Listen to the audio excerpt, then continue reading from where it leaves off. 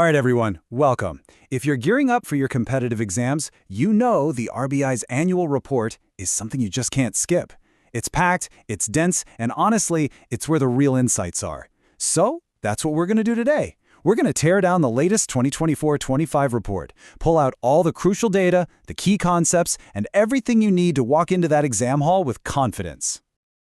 Okay, so here's our game plan. We've got 6 parts. We'll kick things off with the global scene, then zoom right into how India performed. After that, we'll look ahead. What's the future hold for the world and for us? We'll put a spotlight on some key policies and tech you need to know, and then we'll wrap it all up with a super fast revision. Let's do this. All right, first things first, let's talk about the world stage. Because you can't really get how well India did without understanding the world it was operating in. And let me tell you, 2024-25 was a challenging year out there, a world that was, frankly, all over the place with its growth. Now, the report uses a term that you absolutely have to have in your arsenal for your exams: geoeconomic fragmentation. This isn't just some fancy jargon, okay? It's the big story. It's about how the world economy is splintering into these rival groups because of political tensions, and that's messing with everything: trade, investment, you name it. This is a golden concept for your mains answers on international relations. And you can see the result of that fragmentation right here in the numbers. Global growth hit 3.3%. Now, that might sound okay, but it's actually way below the long-term average of 3.7%. So the big takeaway here is that the world economy wasn't just in a little slump, it was grappling with some really deep structural problems. And against that backdrop, India's story, well, it becomes even more incredible. Okay, let's dive in, because this is where the story gets super interesting. While the rest of the world was facing all these headwinds, the Indian economy, it just showed this amazing strength and resilience.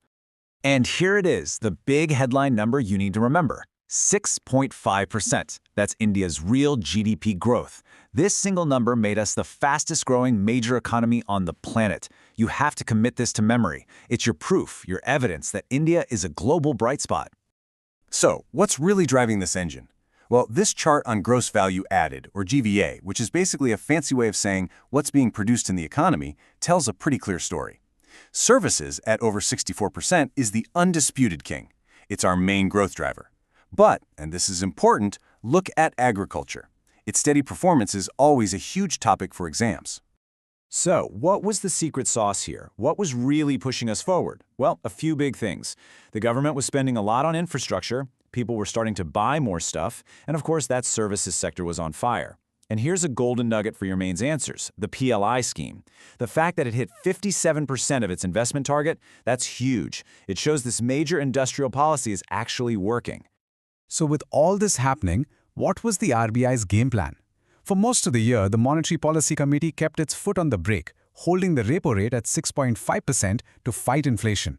But then, in October, they switched their stance to neutral, basically signaling, okay, we can be more flexible now. And then finally, in February 2025, they gave the economy a little boost by cutting the rate. Understanding this whole sequence is absolutely critical for any economics paper. Okay, so that was a look back, but what about the road ahead? Well, for the global economy, it looks like things are about to get even tougher. The key word the report uses over and over is headwinds. And wow, this chart tells a clear story, doesn't it? Global growth is projected to slow down even more to just 2.8% in 2025. This is because of all those things we talked about: trade protectionism, geopolitical drama. These are serious risks that India is going to have to navigate really carefully. So, with the world hitting the brakes, where does that leave India? Well, the RBI's outlook is what I'd call cautiously optimistic. The focus is really on using our own domestic strengths to keep this growth story going. And that really tees up the big question for the next year, right? With all these global challenges getting worse, what on earth is going to power India's economic engine? Well, here's the answer, and it's a big one. The RBI is projecting that India will keep its foot on the gas, with real GDP growth holding steady at, you guessed it, 6.5%.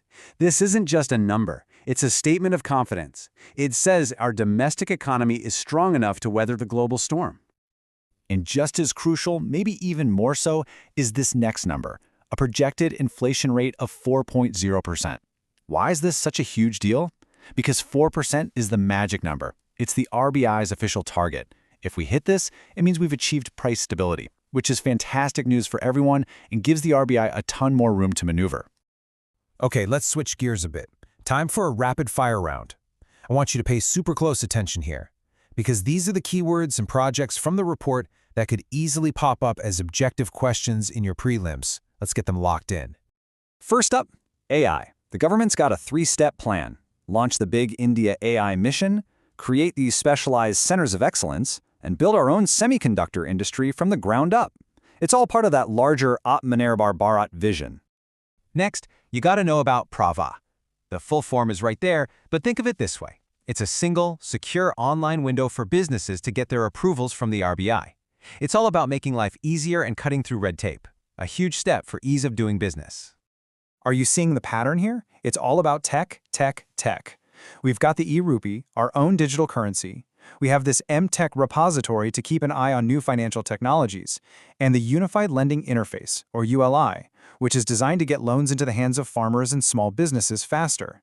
These are all about modernizing our financial system.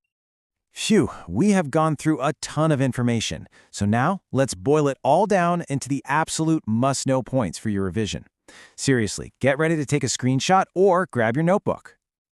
Okay, listen up. If you're going to screenshot one thing, make it this table. This is your ultimate cheat sheet. It lays out all the key numbers side by side. What's the big picture?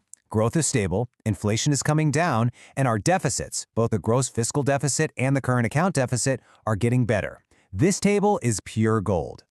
And just to drill it home, here's that list of must-know jargon again. From the big global ideas like geoeconomic fragmentation to our own homegrown tech like Pravaha and the CBDC. You have to be comfortable talking about every single one of these for your exams. And you know, to wrap this all up, I think the report itself says it best. This quote perfectly captures the mood. It's optimistic, but it's an optimism based on real strengths, solid fundamentals, a strong financial system, and a clear focus on the future.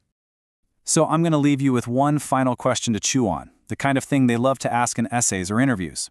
With all of India's strengths, which of these global threats is the one we should worry about the most? Thinking about questions like this is how you take your preparation to the next level.